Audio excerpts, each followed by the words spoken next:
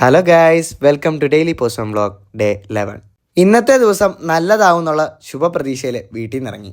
ആദ്യത്തെ ഡെസ്റ്റിനേഷൻ പമ്പാണ്. ഇന്ന് പെട്രോൾ അടിക്കേണ്ട ദിവസമാണ്. മുക്കുടുതറ ചെന്ന് മെയിലൊക്കെ എടുത്ത് നമ്മൾ നമ്മുടെ ഓഫീസിൽ വന്നു. അതിനുശേഷം അവിടുത്തെ പ്രൊസീജിയറൊക്കെ കഴിഞ്ഞ് നമ്മൾ നേരെ ഡെലിവറിക്കായിട്ട് ഇറങ്ങി. നിങ്ങൾ ഒരിക്കലെങ്കിലും ചിന്തിച്ചിട്ടുണ്ടോ ഒരു തവളയെ തിളച്ച വെള്ളത്തിലിട്ട് കഴിഞ്ഞാൽ എന്തു സംഭവിക്കുമെന്ന്? സ്വാഭാവികമായിട്ടും അത് ജീവനും കൊണ്ട് ചാടും. പക്ഷേ അതേ തവളയെ തണുത്ത വെള്ളത്തിലിട്ട് വെള്ളം പതിയെ തിളപ്പിച്ചാലോ? അപ്പം തവള ചാടില്ല. കാരണം വെള്ളം ചൂടാകുന്നത് തവളയ്ക്ക് അറിയില്ലല്ലോ. അത് സ്വന്തം ശരീര താപനില വെള്ളത്തിൻ്റെ ചൂടിനനുസരിച്ച് അഡ്ജസ്റ്റ് ചെയ്യും. ഇതിന് തന്നെയാണ് നമ്മൾ കംഫർട്ട് സോൺ എന്ന് പറയുന്നത്. അവസാനം വെള്ളം തിളച്ച് കഴിയുമ്പം തവള ചാടാൻ ശ്രമിക്കും. പക്ഷേ അതിനായില്ല. എന്തുകൊണ്ടാണെന്നറിയോ?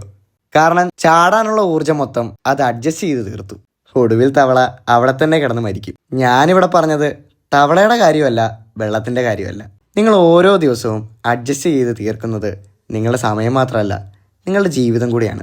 നിങ്ങൾക്ക് ഇഷ്ടമില്ലാത്ത ഒരു ജോലി, ഇഷ്ടമില്ലാത്ത ബന്ധങ്ങൾ, നിങ്ങളെ തളർത്തുന്ന ഒരു റുട്ടീൻ എല്ലാം അറിയാഞ്ഞിട്ട് കൂടിയും നിങ്ങൾ അഡ്ജസ്റ്റ് ചെയ്യും. പക്ഷേ ഒരിക്കൽ വെള്ളം തിളയ്ക്കുമ്പോൾ ചാടാൻ ഊർജ്ജം തന്നെ ഉണ്ടായില്ല.